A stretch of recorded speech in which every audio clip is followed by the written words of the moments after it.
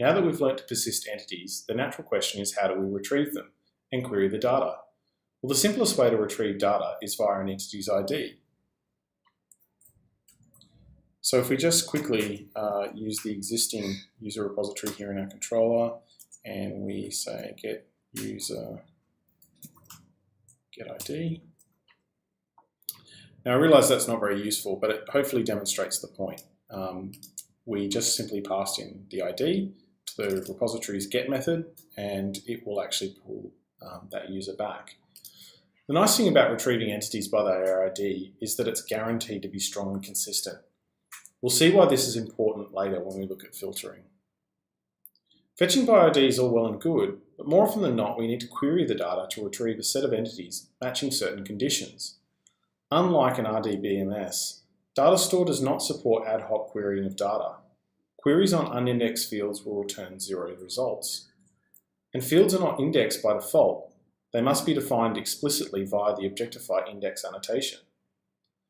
So let's have a look at what that looks like.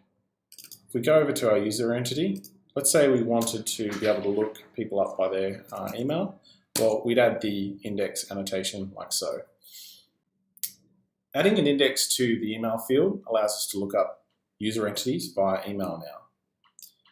Indexes are bidirectional by default, which means there's one ascending and one descending. This means that each index operation incurs 2 additional Datastore writes. This can be of concern when optimizing for cost or speed, so it pays to be judicious in your use of them and be sure to clean up any unused indexes. Further optimizations to indexes are possible via partial indexes, which are covered in more details in the Objectify wiki, which you can find at the link on your screen now. To use our index, we'll need to write a query. It's best to add queries to the user repository. So let's write a query which allows us to retrieve user entities via email address.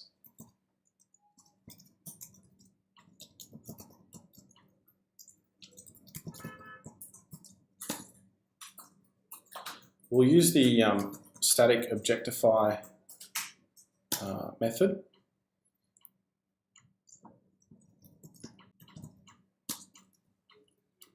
First thing we do is tell it that we want to load something, and then we specify the type. Next, we specify the actual filter.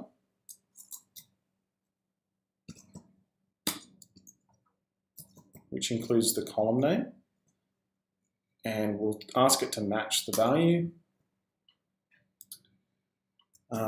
Now, normally queries return a list of things, but we're only interested in a single result from this one, so we'll call first. And the last thing that we say is now, which tells Objectify to block until the result is ready. By default, up to this point, all of these operations are asynchronous in nature. So when filtering, you can also include a range of operators such as less than equals to, greater than equals to, not equal to. When no operator is specified, like it is here, it's the same as saying equals. You can also use an in operator, which works similar to the same in SQL, and takes a list of values to match. Filters can also be chained together, which are in effect are ANDed. To demonstrate this, we'll implement an additional method which allows us to query users with email addresses that start with a given string. So that looks like this. We'll return a list of user in this case, and we'll say find where email starts with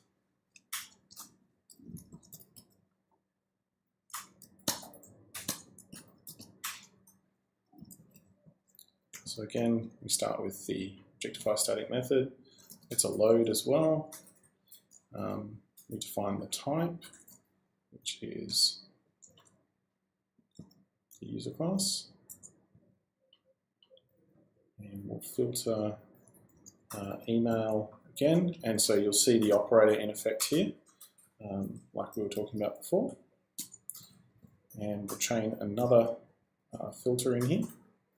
which is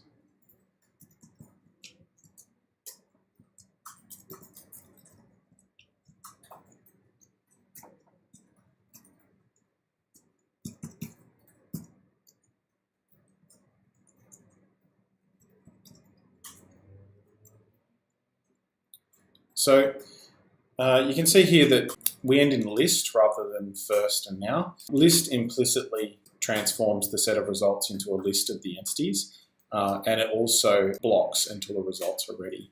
You can see here we've chained the two filters together here, and this is just a neat little trick that you can use. Basically, it says match the start of a given field. We've only covered the basics of querying here.